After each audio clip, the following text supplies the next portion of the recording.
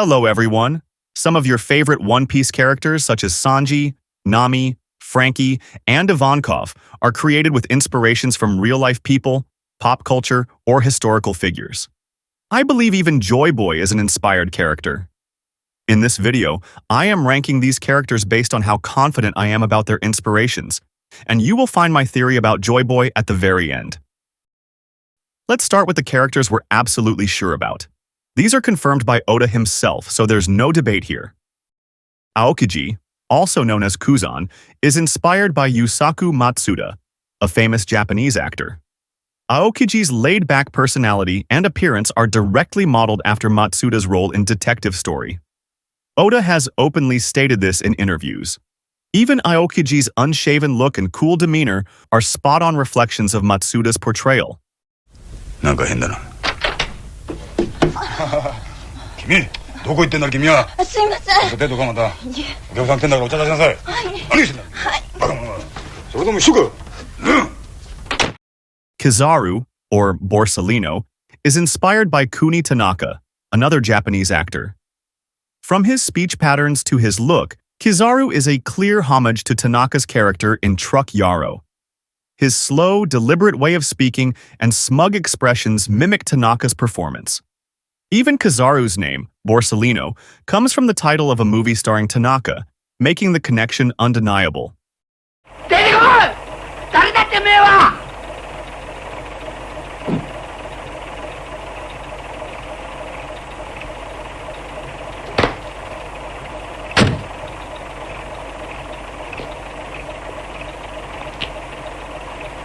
Borsalino 2.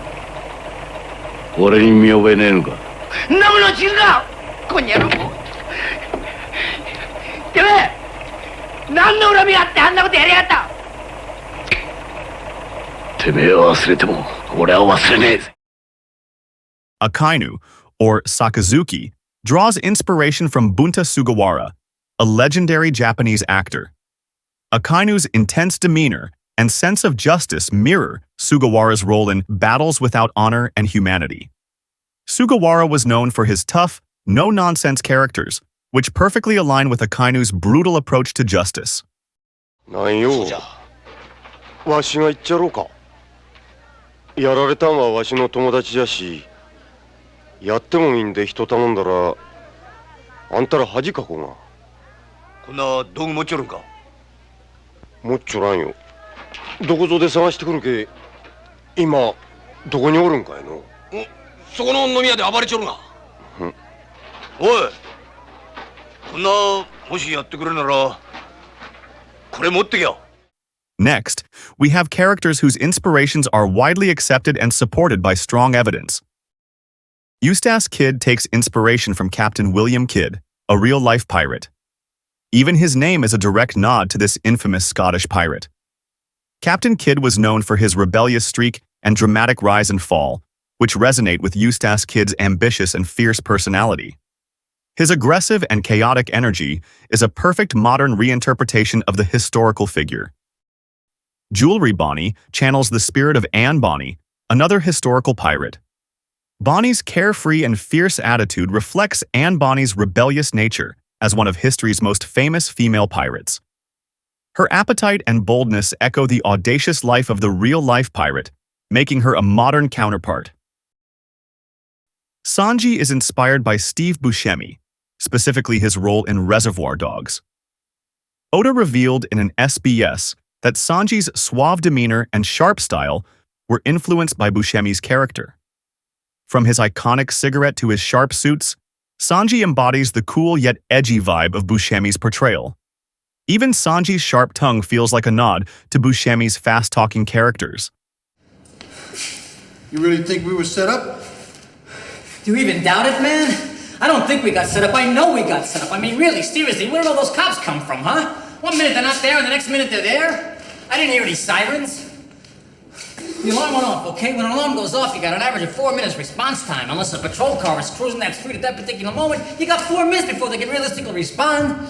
And in 1 minute, there were 17 blue boys out there, all loaded for bear, all knowing exactly what the fuck they were doing, and they were all just there.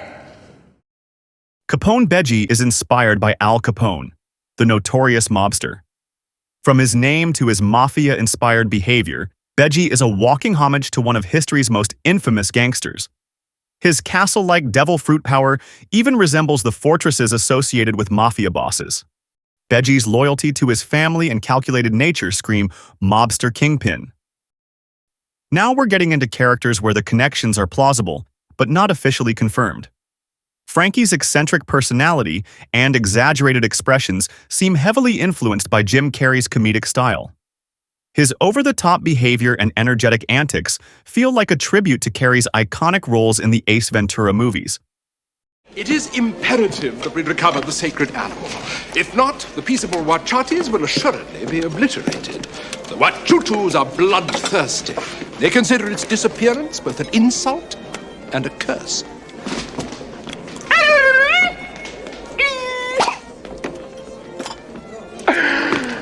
Do I have something in my teeth? Ryuma is inspired by Miyamoto Musashi, the legendary Japanese swordsman. Ryuma's status as a swordmaster and his connection to Wano make this comparison almost undeniable. Musashi was a revered duelist and author of The Book of Five Rings, much like Ryuma's mythic status in the One Piece world as the protector of Wano. Nami is drawn from personal connections of Oda. Oda once mentioned that Nami's personality was partly inspired by the strong-willed, cheerful, and practical demeanor of his assistant's wife, giving her character a more grounded, relatable foundation. However, we don't know who this person really is. Blackbeard, or Marshall D. Teach, is obviously inspired by Edward Teach, aka Blackbeard, the infamous pirate. Even his name is directly lifted from the legendary pirate, and his unpredictable nature matches the historical figure's fearsome reputation. Blackbeard's opportunistic and cunning behavior also aligns with Edward Teach's tactics on the high seas. Ivankov's flamboyant personality and appearance align closely with Dr. Frank N. Furter from the Rocky Horror Picture Show. From the dramatic makeup to the theatrical mannerisms, Ivankov is a larger-than-life tribute to a cult classic figure. I'm not much of a man by the light of day, but by night I'm one hell of a lover. I'm just a sweet transvestite from transsexual Transylvania. Before going into my personal theory about Joyboy, I would appreciate if you subscribe by clicking the icon below. It costs you nothing, yet your subscription helps me a lot. I thank you very much in advance. This last one is totally my idea, therefore there is no confidence level for it. To me, Joyboy and the Gum Gum Fruit seems to be inspired by the character Mask and the object Mask itself in the movie The Mask.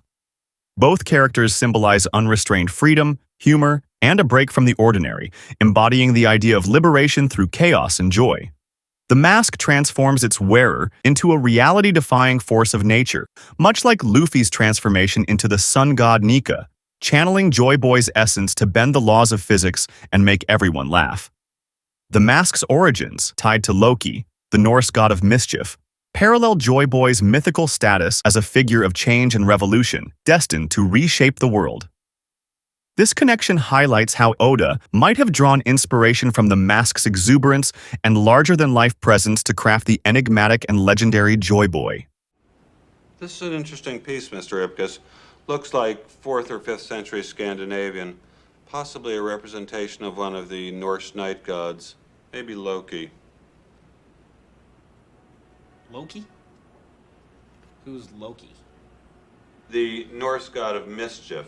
Supposedly he caused so much trouble that Odin banished him from Valhalla forever. Then he could have banished him into that mask. I'm talking about mythology, Mr. Ipkiss.